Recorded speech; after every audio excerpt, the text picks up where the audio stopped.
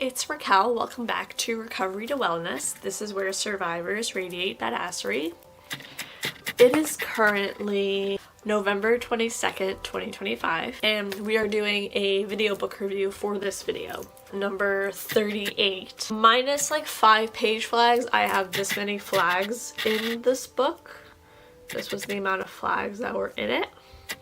And we are reviewing this book, which is my Hygge, that's how you pronounce that, Hygge Home by Mick Viking, and it's 2022. So this amazing, amazing book. I'm already biased because I really love Mick Viking. He's like my favorite author, honestly. Like one of my favorite all-time authors. He wrote The Little Book of Hygge back in like 2016 and stuff, or it was released back in 2016, and I love that book. I think I read it around that time too. Yeah, because I have like an old book review for it. I would love to go back and reread it again and like do a new review for it, especially like a video book review for it, because I never did that last time. So that would be really cool. And I know he also has The Little Book of Luca, which I've taken out before from the library but never read, but would definitely want to. My next steps is to read that book.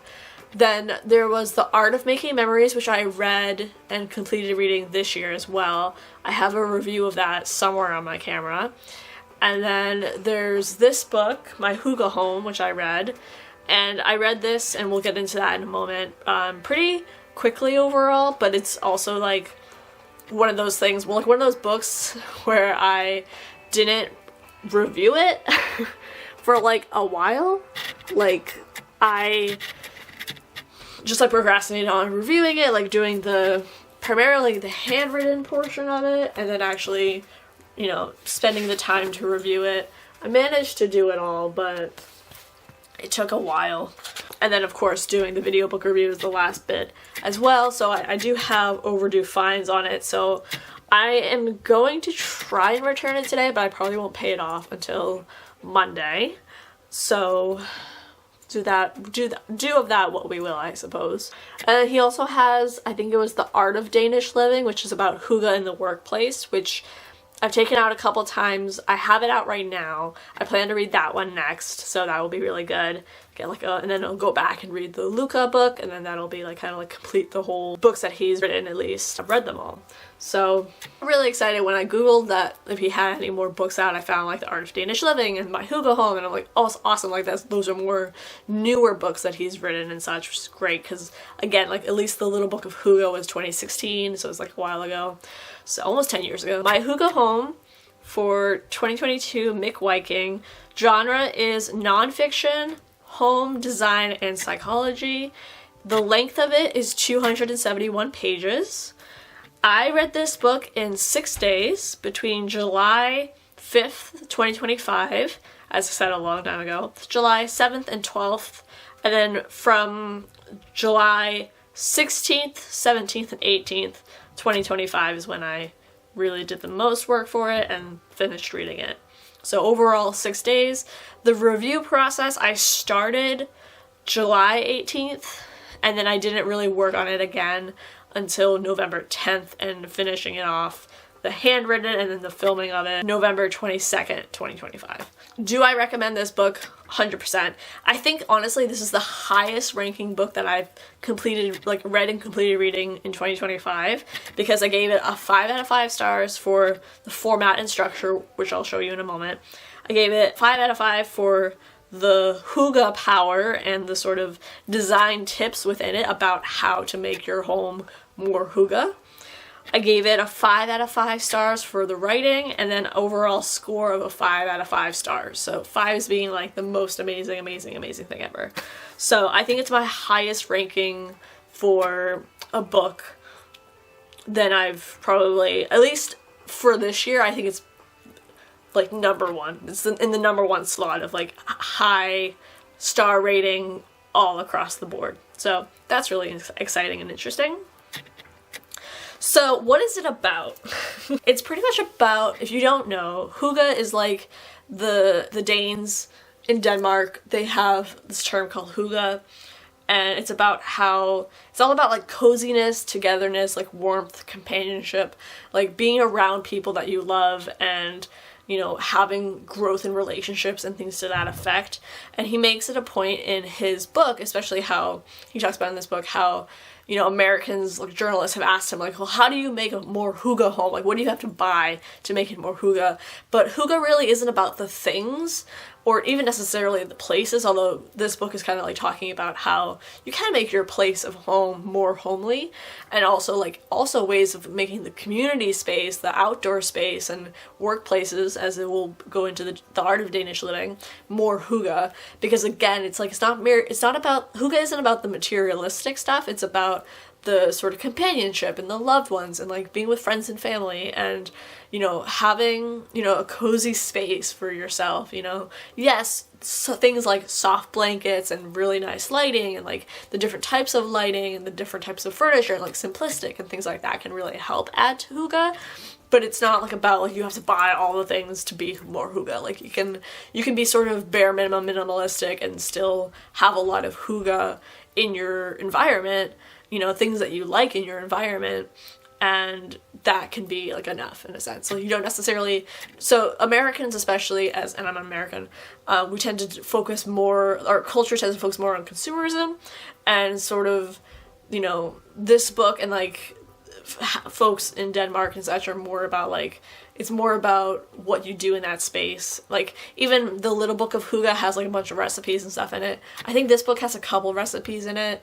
This book also has like some things about like plants, and like having like the types of plants that are good for like, you know, if you don't have the space for an outdoor garden, you can do like little indoor plants and such, or the different types of lighting and the different like images of that and illustrations of that. And then, you know, it's heavy on the photographs, but also graphs and references, and like really just an all-around picture of hygge and what it means. And like because he's, if you don't know too, he's also the CEO of the Happiness Research Institute over in Denmark, and he's very like popular, well known. He's made many books and such, and he's, you know, he's an amazing person.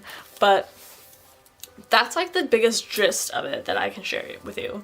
And it's just like the book is just like, it's also like, this is the book, the first time that he's done like, I'm pretty sure, yeah, the first time he's done a book, well, I don't know if The Art of Danish Living came out before this book or not, but this is the first book along with The Art of Danish Living that is like this size, because normally they're like smaller. So that was really exciting. Again, a little bit of the design stuff. It's just, the format is just so like simple, but like the quality of the pages is really nice. Like they're crisp, they're like, you know, smooth finish. I really liked this image, for instance. Like that's just a really pretty image. And like, it's just, it has a nice smell to it, you know? And it's just like really accessible, really like well structured, well thought out. You know, there's again a lot of the psychology to it, which is great. Like even like this, it's like how to design for connection. It mentions the hygge game. It's like a card deck game, and like how you can kind of get to know one another, and like just like things like that. Also, the nice things about these chapters and such too is like there's a little like, here's a graph, hold on. This is impact of shared outdoor space on neighbor relationships. So we got that kind of thing. At the end of the chapter, there's that little section. It's the architecture of happiness checklist. Yeah, it's always the architecture of happiness checklist, which is pretty much just summarizes in like 3 to 5 bullet points that chapter itself. And it's the first one that I've seen of this size, which is great. I'm loving that he expanded on that in that way. I'll pull some quotes and stuff that I wrote down. This other photograph that I have. I liked this image of the workspace. This next image, this. That's at page 219. There's also, this book reminded me of like 3 books. There's Design the Long Life You Love, which I actually filmed on my counterfeit SD card, the review for that it still stayed. Like I was able to gather that footage from. And How to Hygge, which I didn't like that book at all, but it did. This book reminded me of that a little bit. It was not by Mick Viking, it was another author. Oh, it also kind of reminds me, especially with the sort of decluttering idea as well, and like the, well, pre-cluttering and like sort of minimalism such too. It reminds me of the book I read called The Joy of Less, which was really, really good, by Francine J. What year was it? 2016, yeah, of The Joy of Less, which was really, really good. Also filmed that review, haven't done anything with it. I liked this part too, which also, this image and this text reminds me of a book, another book I've taken out called Living with Books, and it's sort of about how to design your home with books in mind. And I love books and libraries and all of that, so that's easily something that I'm all about. I'll have updates like other videos when I read it, review it on handwritten, and then review in video, and then eventually review it on my blog. And then this is the section about the plants. All these plants that you can make.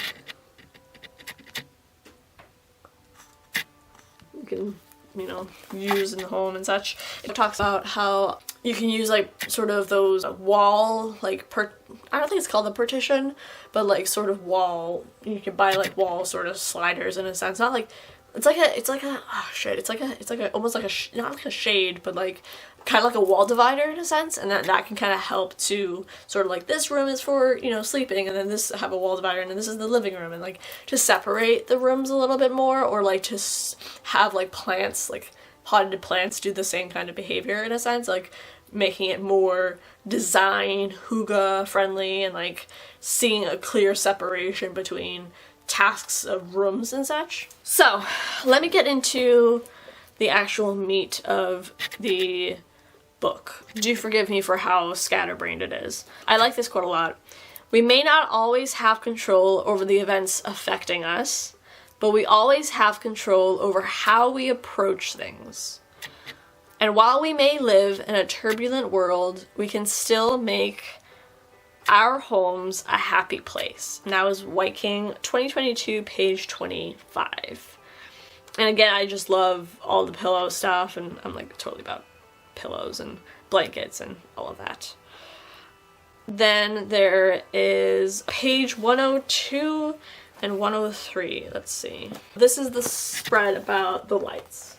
So again, you can have, there's like, I think it's diffused or spaced out lighting, focused concentrated lighting, and then downward or upward.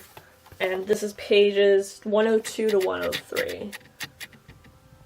So that little blurb about that, which I love.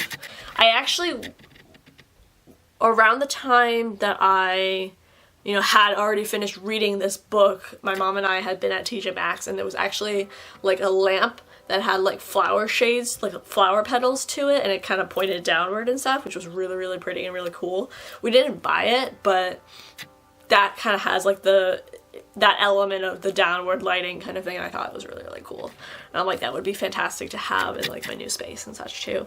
Didn't buy it, maybe it's still out there, who knows, but... Oh yeah, there's also a reference to Marie Kondo and her book, The Life-Changing Magic of Tidying Up, which I was recommended, someone who watches me recommended it, and I started reading it. It's actually over there in a pile of books that way behind you, but I haven't touched it again in a while, but I do have to go back to reading that book, but that is that. I don't actually like it, to be honest. To be honest, I don't really like it very much, but I'm still gonna finish reading it and give you my, you know, thoughts and reviews for it. Yeah, and about the consumerism part of Hygge and such, or like how Americans especially tend to think of like, oh, we have to buy, because a lot of things are like that too, where like the ads are like, oh, well, you'll be so much happier if you buy this thing, but like really, it's not necessarily about buying and owning the thing, but really just making the memories, and this quote will summarize that even better than how I just said it. So often we buy something because of the fantasy Often we buy something because of the fantasy attached to it. We may desire to be a happy family making pancakes with the kids, so we buy a batter dispenser instead of simply making pancakes. Will I be more likely to make pancakes with this batter dispenser, this thing, this item, Or will I be more likely to spend time looking for things in my cluttered kitchen cabinets, right? So again, kind of like, you don't necessarily need the thing. The thing maybe might help, but it's we're attaching this like, oh, once I have this thing, then I'll be happy. But that's really just consumerism to get you to buy things in a sense. And really it can be like more meaningful to, you know, deal with the pots or pans rather than the particular batter dispenser in a sense, because the pots and pans can still get it done. And, you know, you can also like go to like, you know, buy it at like Goodwill or Savers or something like that. You don't have to buy it fully new in a sense. And like moving away from that and moving more, or like being in conscious environmental mind of like, how will this, if I buy this plastic, do I really want to live with the conscious of like how I bought this plastic and it's gonna, when I, you know, dispose of the plastic, it's going to wind up in a landfill, it's gonna affect the environment, it's gonna affect, so just like kind of like keeping more in mind, like, what are you buying? Are you buying it because you want it, you think it's pretty, you think you like it, that kind of thing? Or are you buying it because of the image you're having in your mind about what that means when you have that thing, but then you're not going to actually use the thing? Or like what you think other people will think of you because you own that thing. So like there's a lot of different layers of that. And again, like The Joy of Less, that book about minimalism and like streamline method and things like that for like decluttering, is like a really great book if you're really interested in that. There's also a book called The Year of Less, which is a different book than the Joy of Less, which I found out. And that The Year of Less is about an American woman, her like memoir of like consciously buying less things for a whole year. And then there's also a new book that came out called No New Things. I didn't read it, but again, it kind of like along the line of like not getting involved in consumerism. And then there's also a book called The Neat Method, which is about organizing your home and stuff. I didn't read that one either, but those two, No New Things and The Neat Method of Organizing, seem really interesting. Like definitely things I want to read. Some of the books I want to read in the future soon. And this quote again from the pancake dispenser thing, the batter dispenser, that was White King 2022, page 125. So that's the credit for that. And again, some quotes about Hygge and stuff again on the consumerism topic. Hygge is not about having it all. It is about enjoying what you have and enjoying it with the people in your life. It's a state of mind. It's what makes a place feel like home, page 130. Living a Hygge life and making a Hygge home means understanding that happiness does not have to come with a price tag. Hygge can be felt anywhere by anyone, so take notice when activities bring you joy and are free or inexpensive.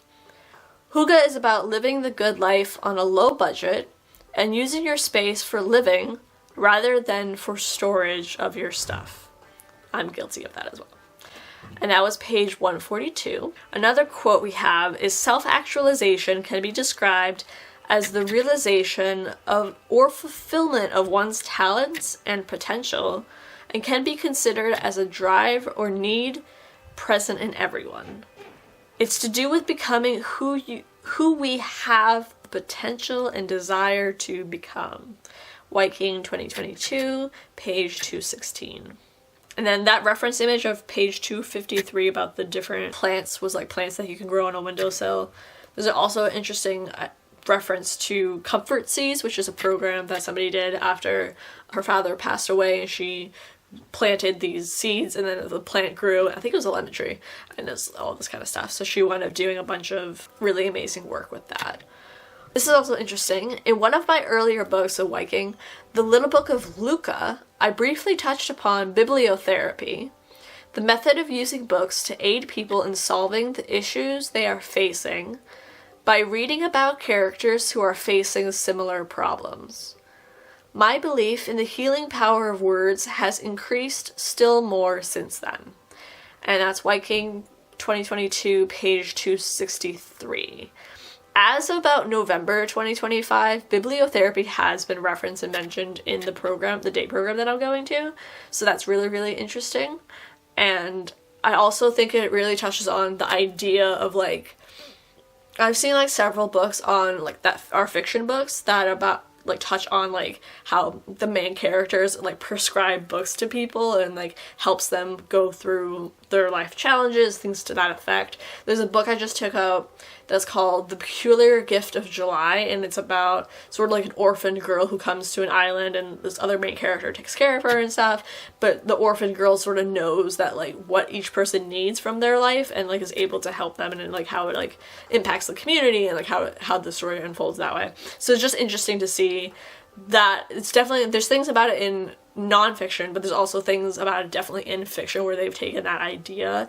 And I also think it's great about too of how like what like fan fiction is, like writing fan fiction or reading fan fiction is also like that similar thing of like taking that those struggles or those common obstacles we face as humans in various different challenges and degrees and ways, and then writing a story about it to have a little bit of that voice in it, to be like actually like things are going to work out, or things, you know, depending on the fic and, you know, the fan fiction and stuff too, it could not work out and things like that. But like having that story, that natural storytelling of it, and the natural sort of like, this is how the characters move through it, and like seeing really just, I don't know, there's just something beautiful about that. There's something very cathartic about that.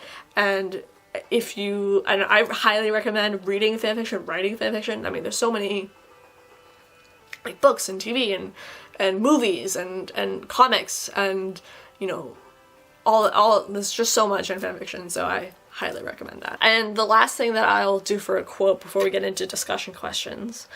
So this is a really, really good quote. Persian poet Hafiz wrote, "I wish I could show you when you are lonely or in darkness the astonishing light of your own being. The magic potion of poetry shows us that someone somewhere has felt what we are feeling now. Someone has distilled the essence of an emotion we thought we alone carried, but which in fact we share with each other, a way of connecting with humanity.